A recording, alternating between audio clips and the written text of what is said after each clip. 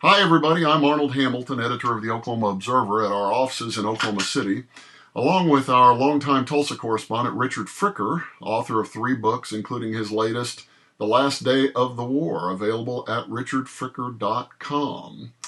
It's time for another Video Observer segment, insight analysis and perspective you can't get anywhere else in Oklahoma. And today's topic is the government shutdown, ObamaCare, and what Oklahoma's Tea Party congressman could mean for all the federal largesse that helps prop up Oklahoma's economy.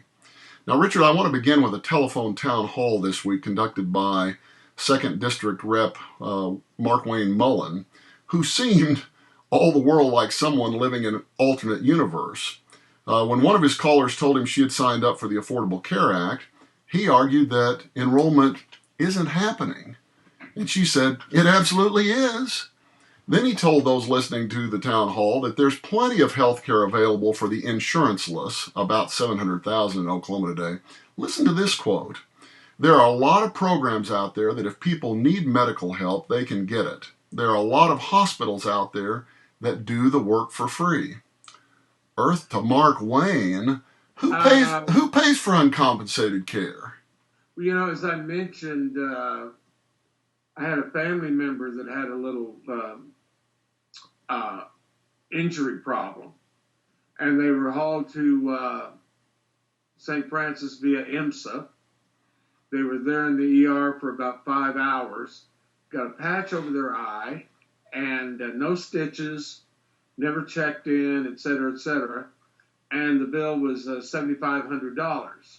So I don't think Mark Wayne has been to a hospital lately, or if he has, he's got a friend in the bookkeeping department.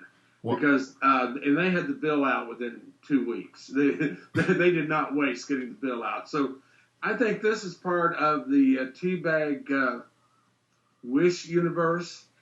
If I want it, it must be true.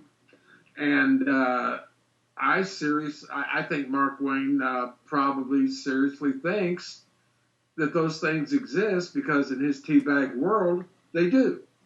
They're not real, but they exist. Well, clearly, he's a guy who, thanks to the taxpayers, has a Cadillac insurance offering available to him. Now, I'm not sure whether he takes advantage of that or whether through his plumbing business somehow he does. But I got to tell you, Richard, the wife and I pay the equivalent of a house payment each month for mediocre, high deductible coverage.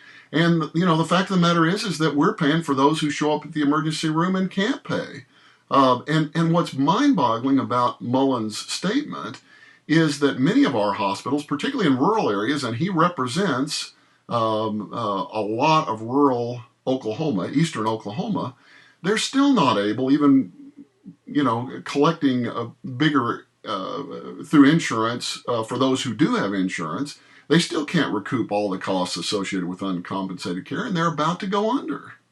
Well, true. I mean, you can watch that by observing St. Francis, St. John's, Hillcrest are gobbling up small hospitals. And I'm glad they are, because if they didn't, you're quite right, these hospitals very likely would go under. And the standard of care is decreasing in these smaller hospitals because not because of lawsuits, as they would have you believe, or not because of anything other than they're not able to attract the new breed of doctor. And some of these guys are practicing with the methodology from 25, 30 years ago, as well-intended as they may be. And for a congressman to tell a caller, a constituent, that they've enrolled and then to tell them that they haven't, it's naive in the extreme. Well, I think this is what he and Bridenstine and many of them deal with. As you know, we did a story on Mark Wayne and his net worth compared to the average net worth of Oklahomans, and he's got insurance and many other people don't. Well, and of course, the congressman and his Tea Party ilk have browbeat the governor into not accepting Obamacare's expanded Medicaid reimbursement that really would have secured a lot of these medical facilities financially. And, frankly, it reminds me of the old line by our friend Jim Hightower, the nationally syndicated columnist. He says, 10,000 sperm and you're the fastest. Yeah, I heard him say that. That was pretty good. I don't think Mary Fallon took much browbeating to get her to go along with all that. As we've discussed, and many other people, her greatest fear is that she'll draw a primary teabag opponent. And that's why even when the clemency board recommends clemency 4-1, she goes ahead and kills the guy anyway because she's afraid that she'll be seen as being soft on crime. And so what's an inmate here or there? And she's still got plenty of time to kill some more. But this is part of the teabag modus operandi. I've talked to legislators, and I'm sure you have too. Even Republicans, if they don't go along with the teabag agenda, their constituents start getting robocalls from the East Coast talking about how they're not really Republicans, they're not really conservative, they need a teabag legislator in that district, and these people are afraid of that. Well, how is it that Oklahomans have come to believe so much of that? Because I think there's a great example here. State Representative Doug Cox, a Republican of Grove, emergency room physician at Integris Grove Medical Center. He knows the reality of what we're dealing with here. He says the people he sees in his emergency room do not fit the stereotype of the welfare queen driving a Cadillac. These are folks, he said, good folks, many of whom are working 2 jobs, generally minimum wage jobs, thank you Walmart and others, who can't afford even the most basic, bare health insurance coverage. You're talking $5,000 a year, and for a family of 4 trying to operate on a couple of minimum wage salaries, it's just not doable.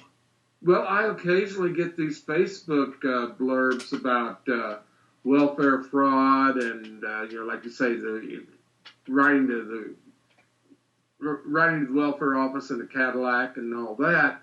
And I agree. I don't see it. And when you look at the actual data that the state of Oklahoma has available, and it has available to every citizen, including elected legislators, that person, that welfare queen, that person doesn't exist. Never has, actually. But I think it's because a lot of people are not in very good straits themselves. At least that gives them someone to look down on.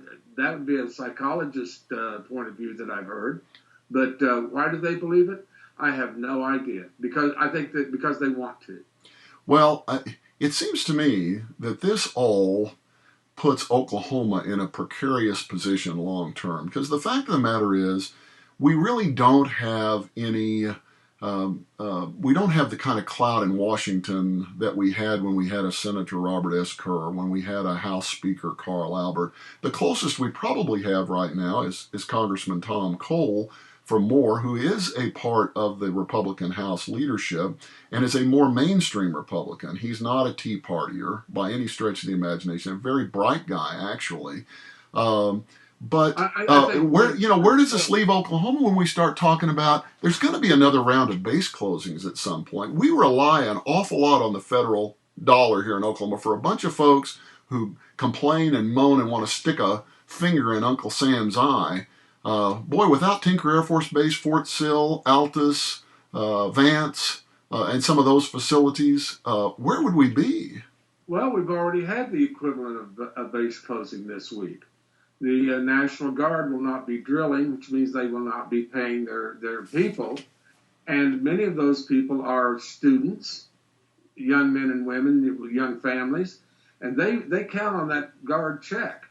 And it's not going to be there this month, which means they're not going to be buying as much at the grocery store, or they're not going to be going to the movies, or they may even be missing a payment on something. And I think the commandant said there was something like 9,300 guardsmen in the state, and that's 9,300 checks that are not going out this month. And that's 9,300 merchants that aren't going to get anything purchased from them this month by these guys. And so, yeah, it's here. It's very much here. Is this enough to begin to wake people up to make the connection between taxes, public services, income that they may be earning, as opposed to just sort of this anti-government wave? You and I both remember the name Norm Hitchcock, sports writer in Dallas. broadcaster. He wants to. Some football player had done something pretty ridiculous, and Norm said, when you take a kid in the 5th grade and tell him he can do anything, pretty soon he will. Well, the teabag people, you tell them you can do anything because you like what they're doing. Well, they've now gone over the cliff and taken the people with them. And this is not about affordable health care. This is about trying to roll back the presidency in the election of 2012. That's exactly what it's about. And it's tantamount to a coup.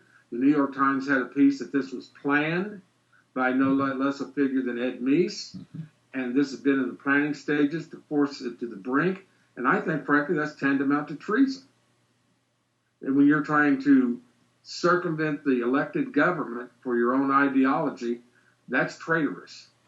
Well, what's disconcerting, though, is that our attention spans seemingly have grown so small that if this showdown ends in another week or so, by the time the next election rolls around next year, a lot of people will have forgotten, or it'll have been somebody else's congressman who was responsible for this mess.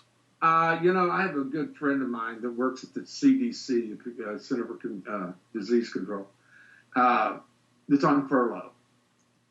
And she's not going to forget.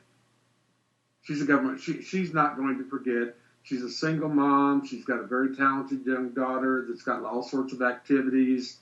And she won't forget that she was out of work. And even if she gets the back pay, which it hasn't arrived yet, she's not going to forget. Yeah.